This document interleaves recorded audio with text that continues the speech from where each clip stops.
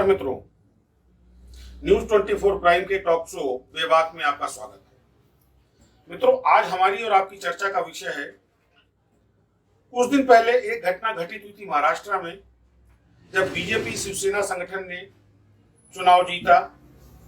कालांतर में tie up न हो पाने की वजह से वही शिवसेना कांग्रेस और एनसीपी के साथ सरकार बनाती है। उसके बाद एक हाल का घटनाक्रम राजस्थान से। सवाल यहां ये उठता है कि जब हम किसी विधायक को वोट देते हैं तो उस विधायक की पार्टी की आइडियोलॉजी से प्रभावित होकर करते हैं। हम उस पार्टी के उस मैनिफेस्टो के प्रति अपना विश्वास जाहिर करते हैं, उसको वोट देते हैं। तो क्या उस विधायक को ये नैतिक और संवैधानिक अधिकार है या होना चाहिए कि वो हमारे वोट की बिक्री कर सके? कहने का मकसद कि जब हमने शिवसेना भाजपा संगठन के विधायकों को वोट दिया महाराष्ट्र में, तो किस आधार पर उन्होंने एनसीपी और कांग्रेस से टाई अप करके सरकार बनाई? क्या सारे प्रिविलेज केवल माननीयों को है? एक बहुत गंभीर और चिंतन का विषय है। डेमोक्रेसी के नाम पे जो हमारे कॉन्स्टिट्यूशनल राइट का वायलेशन हो रहा है, उनका हनन हो रहा है, उनकी हत्या हो रही है, ये नहीं होनी चाहिए। यदि कोई विधायक किसी संगठन से, किसी पार्टी से जीत करके आता है और कालांतर में अगर वो पार्टी बदलना चाहता है, तो कुछ ऐसी स्थितियां होनी चाहिए कि वो विधायक पहले विधानसभा से त्यागपत्र दे, वो सांसद पहले संसद से त्यागपत्र दे, नया चुनाव लड़े और अपनी आइडियोलॉजी के साथ में वो चयनित हो। या यदि विधायकों को पार्टी बदलने का अधिकार दिया जाए तो एक आम वोटर को भी उसकी वोट वापसी का अधिकार।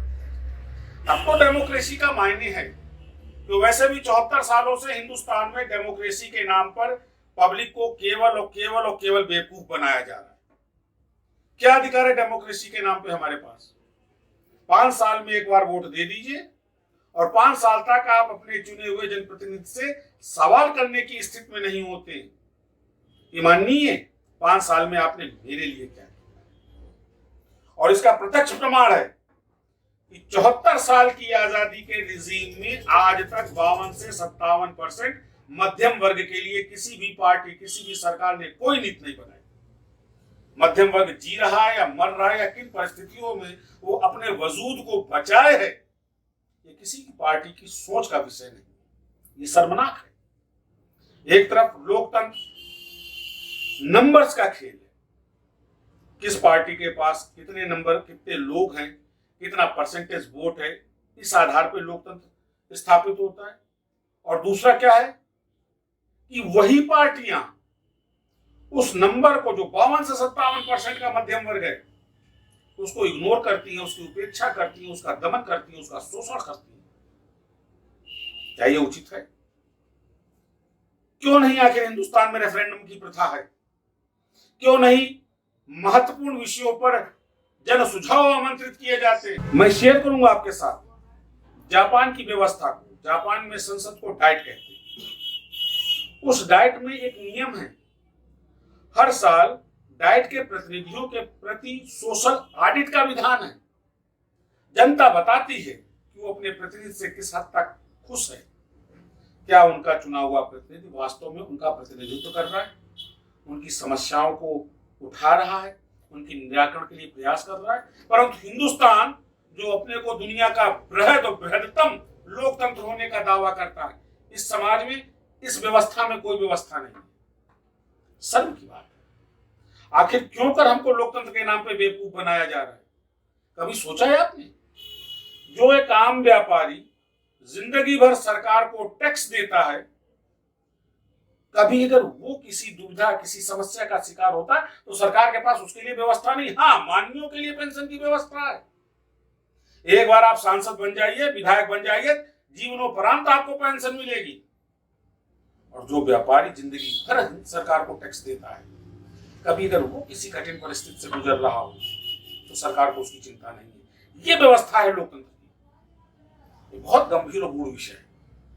ये इसलिए भी गंभीर है कि पिछले 2-3 दशकों से जो माहौल हिंदुस्तान के लोकतंत्र में उत्पन्न हुआ है, जिसको कहते हैं मिनिमम प्रोग्राम वैल्यूज पर अलायंस करना, मिनिमम कॉमन प्रोग्राम के नाम पर जो बेवकूफ बनाया जा रहा है हिंदुस्तान की जनता को, ये रुकना चाहिए। यदि आपकी आइडियोलॉजी अलग है, आपका मैनिफेस्टो अलग बोलता है, तो फिर आपको जीतने के बाद समझौता करने का और तथाकथित मिनिमम कॉमन प्रोग्राम के नाम पर जनता को बेवकूफ बनाने का कोई नैतिक अधिकार नहीं है।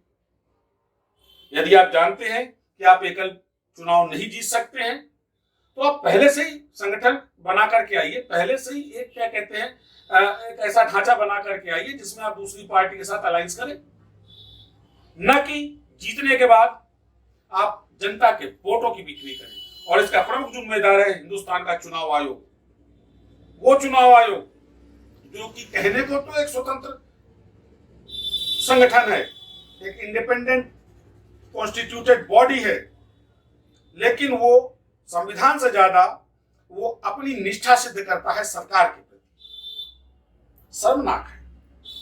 हम इसलिए ऐसे संगठन नहीं बनाते, हम इसलिए ऐसे कॉन्स्टिट्यूशनल बॉडीज को डेवलप नहीं करते कि वो सरकार के प्रति जवाबदेह है, जबकि इनको होना चाहिए जनता के प्रति जवाबदेह। बहुत गंभीर विषय है, और ये इसलिए भी गंभीर है कि जो माहौल पैदा हो रहा है, इस माहौल में एक अच्छी खासी स्थायी सरकार को तोड़ फोड़ करना, उसको गिराना, ये सब क्या है?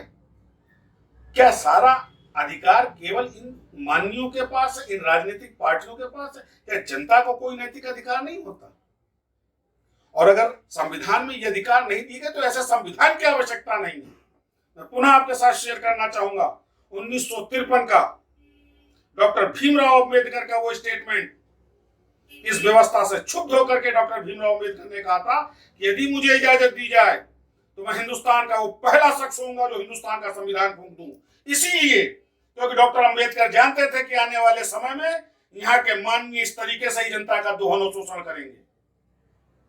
अभी भी समय है, और पुनः हमारी आपकी ऐसे ही बेबाक विषयों पर चर्चा होती रहेगी। यदि आप इस शो को लाइक करते हैं, पसंद करते हैं, तो हमारा चैनल सब्सक्राइब करें। नमस्कार।